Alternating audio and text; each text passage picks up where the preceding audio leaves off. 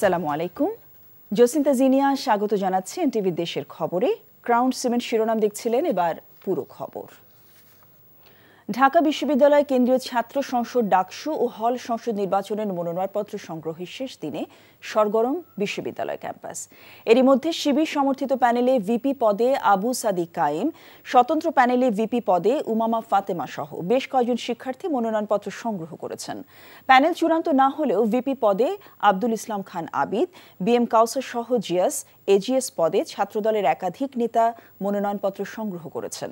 গণতান্ত্রিক ছাত্র সংসদের প্যানেলও এখনও চূড়ান্ত হয়নি।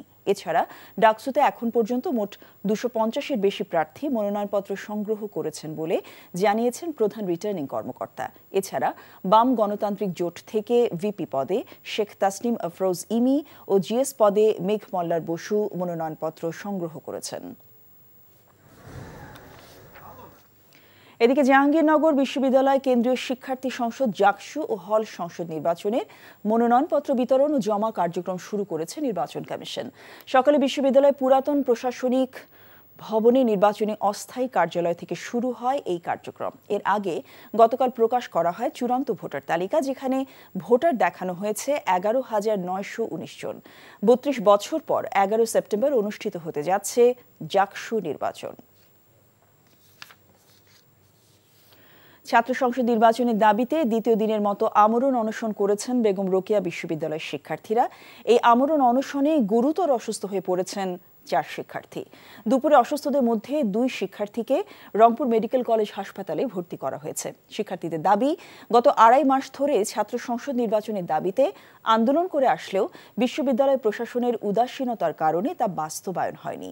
দফায় দফায় আশ্বাস দেওয়া হলেও তা বাস্তবায়নে কোনো রকম পদক্ষেপ নেয়নি কর্তৃপক্ষ।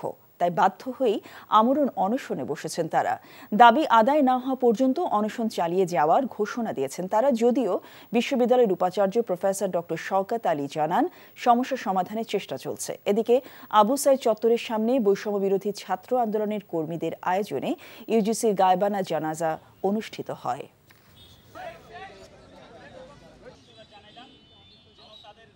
যেহেতু আমাদের গণতন্ত্র নাই, গণতন্ত্রটা এটাকে ইনক্লুড করার জন্য আমরা কিন্তু সকল প্রসেসটা আমাদের বিশ্ববিদ্যালয় থেকে আমরা করে পাঠিয়ে দিছি। এখন যে matter of time to finally আমাদের এই গেজেটটা প্রকাশ হয়ে গেলে আমার মনে হয় যে ছাত্রদের যে দাবিটা এটা আমরা পূরণ করে আমরা আমাদের রোডম্যাপ ঘোষণা করব। শিক্ষার্থীদের আন্দোলন এবং অবরোধের মুখে মুচলেকা দিয়ে কলেজ ক্যাম্পাস ছেড়েছেন ময়মনসিংহ সরকারি আনন্দমোহন কলেজের ভারপ্রাপ্ত অধ্যক্ষ শাকির হোসেন। সকালে তিনি কলেজের নতুন ভবনের হিসাব শাখায় আসলে শিক্ষার্থীরা তাকে অবরুদ্ধ করে রাখেন। দুপুর 1টার দিকে তিনি আর কলেজে আসবেন না মর্মে মুচলেকা দিয়ে কলেজ ক্যাম্পাস ত্যাগ করেন। গত 3রা অগস্ট ভারপ্রাপ্ত অধ্যক্ষ হিসেবে যোগদান করেন শাকির হোসেন। অভিযোগ আছে তিনি আগের বদলিকৃত অধ্যক্ষ মোহাম্মদ আমানুল্লাহর সাথে তার সমর্থক শিক্ষকদের সাথে নিয়ে অপকর্ম করেন। প্রতিবাদে 12 অগস্ট থেকে অধ্যক্ষের কক্ষে তালা লাগিয়ে দেয় সাধারণ শিক্ষার্থীরা।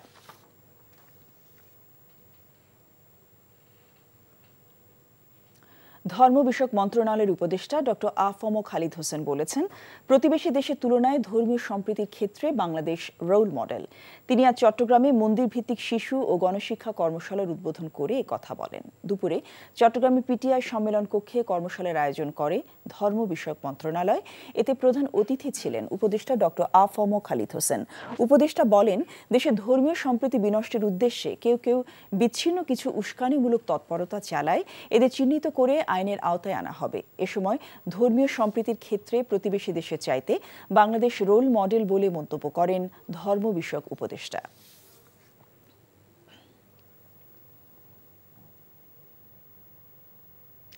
সিলেটের আলোচিত সাদা পাথর লুটের ঘটনায় 5 দিনে প্রায় 5 লাখ ঘনফুট পাথর উদ্ধার করেছে যৌথ বাহিনী। আটক করা হয় অন্তত 7 জনকে। এ ঘটনায় গঠিত জেলা প্রশাসনের তদন্ত কমিটি প্রতিবেদন দাখিলের জন্য আরও 3 দিন বাড়তি সময় চেয়েছে। উদ্ধার হওয়া লুটপাটের পাথর ছড়িয়ে দেওয়া হচ্ছে পর্যটন কেন্দ্র এলাকায়, যদিও লুটপাটের তুলনায় এখন পর্যন্ত উদ্ধার হওয়া পাথরের পরিমাণ খুবই সামান্য। পাথর উদ্ধারে সিলেট শহর, ঢাকা ও নারায়ণগঞ্জে অভিযান চালিয়েছে পুলিশ, র্যাব ও সেনাবাহিনী। গত বছরের 5 অগস্টের পর থেকে সিলেটের সাদা পাথর, জাফলং সহ বিভিন্ন পর্যটন কেন্দ্র থেকে পাথর লুটপাটের অপতৎপরতা চলতে থাকে। প্রভাবশালী রাজনীতিক, ব্যবসায়ী, পুলিশ, বিজিবি ও প্রশাসনের কর্মকর্তাদের বিরুদ্ধে অভিযোগ ওঠে এই পরিবেশ বিধ্বংসী কার্যকলাপের। গত 2 সপ্তাহে মাটি খুঁড়ে নজিরবিহীন লুটপাটের ঘটনায় ব্যবস্থা গ্রহণে বাধ্য হয় জেলা প্রশাসন।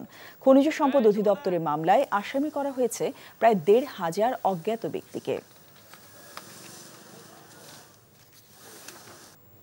স্বাস্থ্য খাতে সংস্কার দাবিতে 2 ঘণ্টা বরিশাল জেলা প্রশাসক কার্যালয়ের সামনের সড়ক অবরোধ করে বিক্ষোভ করেছে ছাত্র জনতা। এদিকে শেরেবাংলা চিকিৎসা মহাবিদ্যালয় হাসপাতালে চিকিৎসক সহ কয়েকজনের উপর হামলার ঘটনায় জড়িতদের 48 ঘণ্টার মধ্যে গ্রেফতারের হুঁশিয়ারি দিয়েছে চিকিৎসকরা। সকালে বরিশাল মেডিকেল কলেজ হাসপাতালে সংবাদ সম্মেলন করে এই দাবি জানান।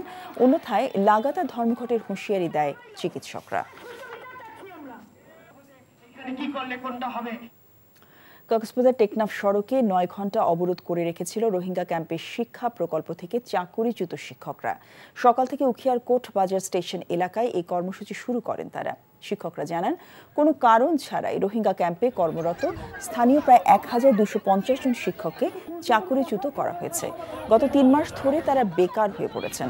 চাকরিতে পুনর্বহালের দাবিতে তারা আন্দোলনে নামে। প্রশাসনের আশ্বাসের প্রেক্ষিতে 9 ঘণ্টা পর অবরোধ তুলে নেয় তারা।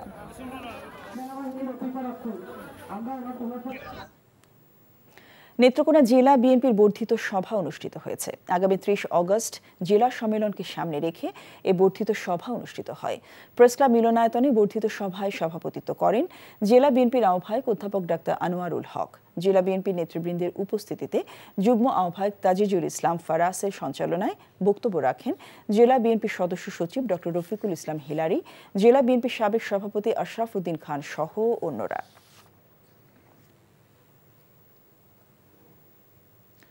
নানা আয়োজনে পালিত হচ্ছে জাহাঙ্গীরনগর বিশ্ববিদ্যালয়ের নাটক ও নাট্যতত্ত্ব বিভাগের প্রতিষ্ঠাতা নাট্যাচার্য সেলিম আলদিনের 76তম জন্মজয়ন্তী। এ উপলক্ষে সকালে বিশ্ববিদ্যালয় পুরাতন কলা ভবনের সামনে থেকে একটি আনন্দ শোভাযাত্রা বের করা হয়।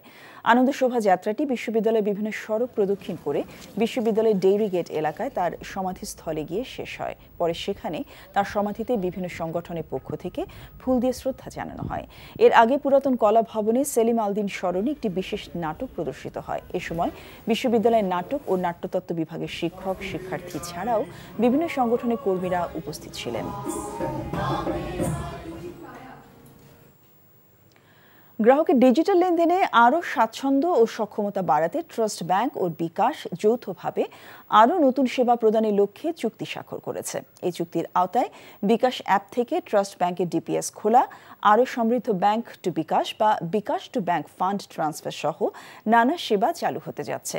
ট্রাস্ট ব্যাংকের ব্যবস্থাপনা পরিচালক ও প্রধান নির্বাহী কর্মকর্তা আহসান চৌধুরী এবং বিকাশের প্রতিষ্ঠাতা ও প্রধান নির্বাহী কর্মকর্তা কামাল কাদেরের উপস্থিতিতে রাজধানীর একটি হোটেলে এই চুক্তিপত্র হস্তান্তর করা হয়। এ সময় ট্রাস্ট ব্যাংকের জেনারেল সার্ভিস অ্যান্ড সিকিউরিটি ডিভিশনের প্রধান ব্রিগেডিয়ার জেনারেল মোহাম্মদ মামুন রশিদ ও বিকাশের chief commercial officer Ali Ahmed উপস্থিত ছিলেন।